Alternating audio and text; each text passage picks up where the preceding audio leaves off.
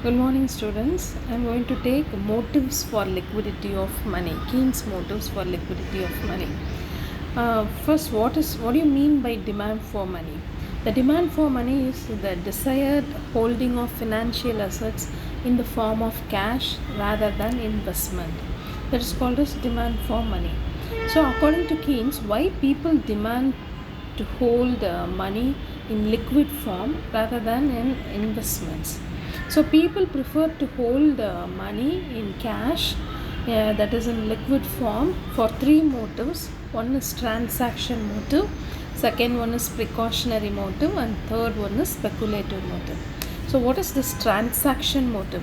Transaction motive is nothing but the individuals, households and business firms, they need cash in order to meet day-to-day requirements. Like into individual households, they need to pay for milk, for getting vegetables, for getting newspapers. So for day-to-day expenses, they would like to have money in the form of cash rather than investments. Likewise, business firms also, in order to pay their regular salary, in order to purchase raw materials and to meet out other expenses, they need to have some amount of money in the form of cash rather than investment. This is called as that is day-to-day transaction. In order to meet day-to-day transaction, they need to have some amount of money in the form of cash. That is called transaction motive. Second one is precautionary motive.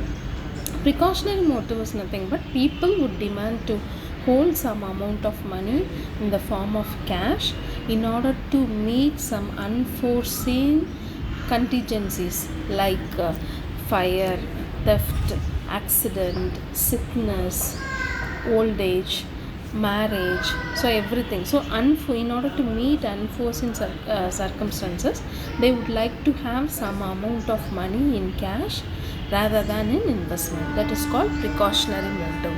And what is speculative motive? Speculative motive is people would like to have cash in hand in order to take advantage of changes in the prices of bonds and securities. So, in order to take advantages of this prices of bonds and securities, they would like to have some amount of money in cash.